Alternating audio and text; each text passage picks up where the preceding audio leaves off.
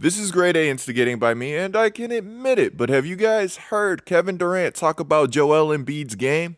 Yeah, he's really unstoppable. He said something where he was like, I can transform from like Kobe to Hakeem to Shaq to Yeah. a couple other players, and I was like, yo, you making it, you telling the truth, because I feel like he can play on all spots on the floor. He effective from everywhere. Kevin Durant is legit in love with Joel Embiid's game, and that's something that you love to see. Now, before we get into this video, I want to talk about something very important. I know what a lot of you guys are thinking. Coop is about to go on another long tangent. Well, no. It has come to my attention that there are scumbags out there pretending to be me and doing fake giveaways. Guys, if I am doing a giveaway, I will never ask you for any of your own information or your own money. Even if I'm giving something away like a PS5, I'll get you a code or a gift card so that you can buy one on your own so that your privacy doesn't have to be compromised.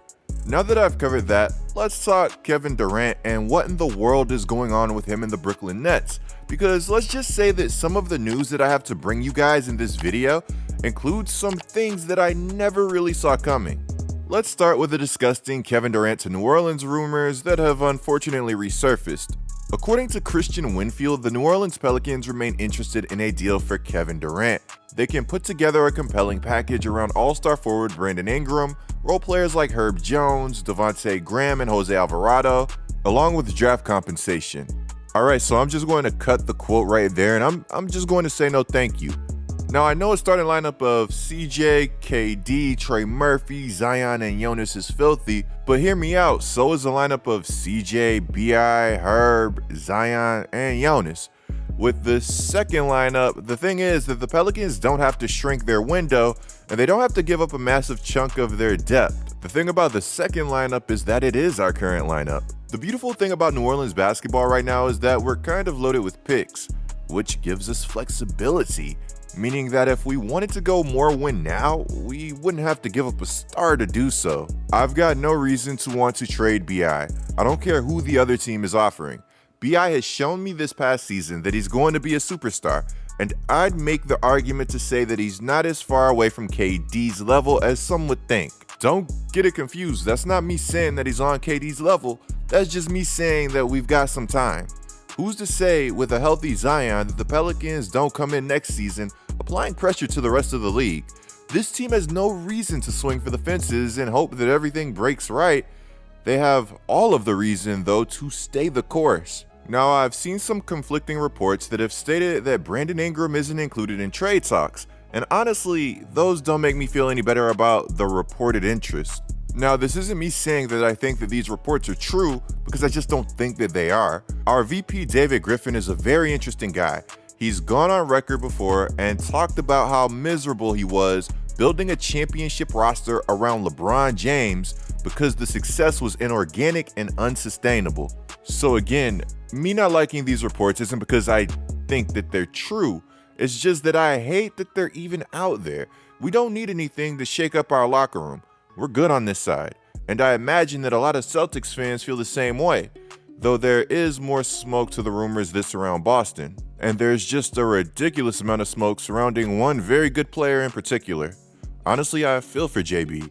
It's like he doesn't get a break from rumors at all. And I mean, all of these rumors about KD potentially coming to Boston, they have to put JB in this incredibly awkward spot. His teammates are already having to speak on this issue. You hear about these? This is a pretty significant rumor. Yeah, it's a significant rumor.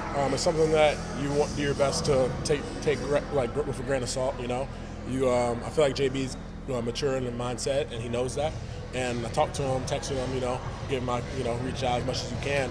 But it's one of those things that it's the league, it's the business. One of those things you can't really be discouraged by, because it's not that we don't like. It's not like I feel like we love JB. Everyone here in Boston, everyone on the team.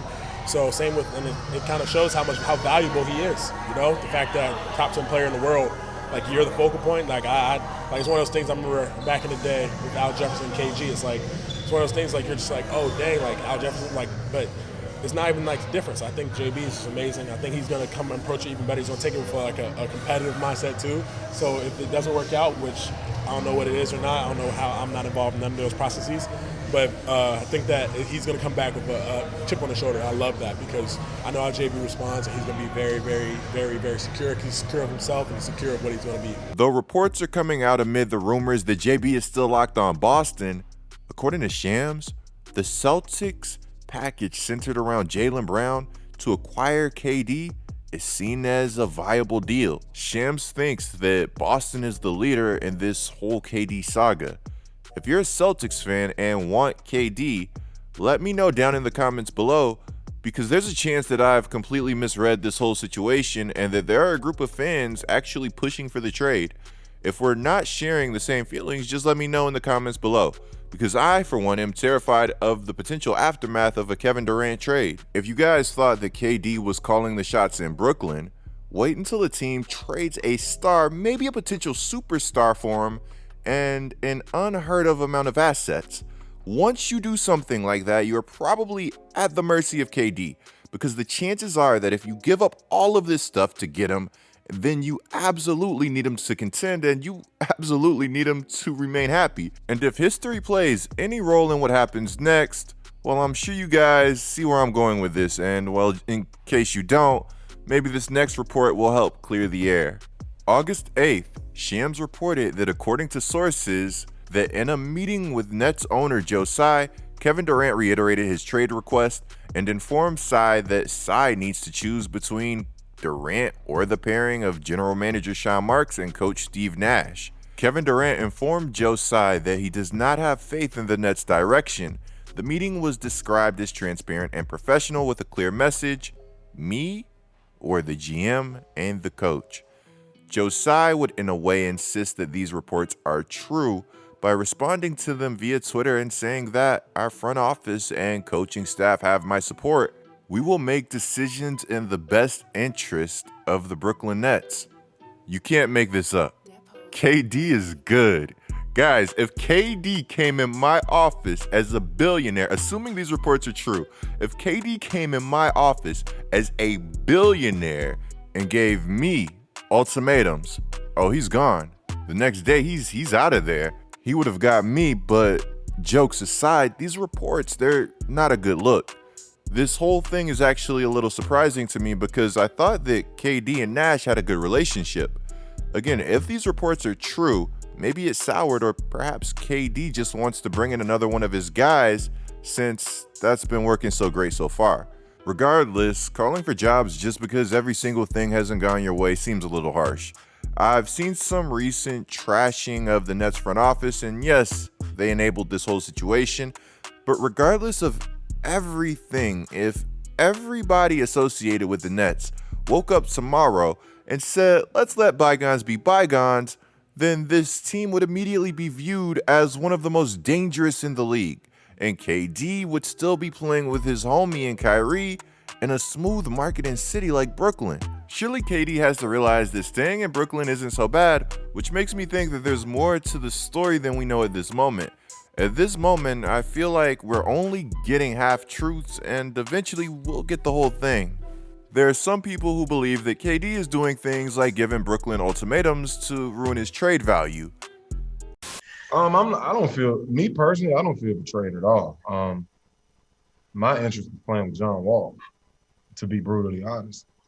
And with that being said, the disrespect started way before, any interview. Just the approach to training camp, showing up the way he did, the antics off the court. I mean, the disrespect started way before. If KD was able to effectively sink his value like James Harden did in Houston, then a potential KD trade would be much easier to make. What's funny is that Harden still went for a haul, but he did get out, which is what he wanted. And also, well, now KD is rumored to have interest in joining the 76ers. According to Frank Isola, Kevin Durant has interest in reuniting with James Harden. According to Ian Begley, Kevin Durant reportedly views the 76ers and Celtics as his desired landing spots. Mind you that all of this may mean nothing, but it's worth noting that KD and Harden have also been training together. I mean, it seems like they've been hanging out pretty hard in general. Any damage that was reported between the two after Harden bolted for Philly was either greatly exaggerated or it has dissipated. There is that whole Harden's issue was never really with KD thing too, but I mean, regardless, if there were ever any hard feelings between the two, nobody would have been surprised as Harden left what was a team that gave up a massive amount to get him. And though they were dysfunctional, they still had aspirations of an NBA title this past year, and if not this past year, in the future for sure. All I can think about right now is, how does Kyrie feel about all of this? The true irony is that though Harden made it very clear that his problems were with Kyrie, Kai was pretty chill throughout the whole thing. Maybe it's because he was at fault, but I mean, throughout all the noise, at least to the public, he continually wished James Harden the best. Now, when it comes to a KD to Philly trade coming to fruition, my first question is, do they even have the assets? What's the trade look like? Yeah, Maxey is good, and though I think he's going to be a star at some point in his career, is the package surrounding him enough? Maxey is an exciting player who is only 21 and just averaged 17.5 points and 4 assists on 49% from the field and 43% from 3, which is actually pretty mind-blowing and a testament to his work ethic. Him being that good of a three-point shooter just raises his ceiling so much. He's surely going to take another massive leap this season, but the trade would be more realistic if that leap was already taken, if that makes sense. This is a team that's already down on first-round picks thanks to the Ben Simmons trade. If KD were to get traded to Philly, he'd have to do something uncharted to sink his trade value. Or either get a favor from Brooklyn, and I don't see either of those being very realistic. But I mean, at the end of the day, who really knows? This actually brings up an interesting dialogue surrounding Maxey, seeing as his timeline isn't the same as Harden's and Embiid's. Though Maxey is already good enough to be a big-time impact player, I've seen enough of Morey to understand that we may see Maxey's name involved in some blockbuster rumors going forward. In no way am I saying that's the move. In my opinion, it makes sense to allow Maxey's role to grow while Harden takes more of a back seat as he's getting older and injuries have unfortunately started to impact his career. But again, it's an interesting discussion. Guys, would anybody be stopping KD, Harden, and Embiid? I was thinking that team down in New Orleans, but even I don't know. Guys, let me know what you think about everything down in the comments below. Clicking the video on the screen right now is a great way to support my channel. I'm GETLIKECOOP bringing you guys the scoop. Until our next upload.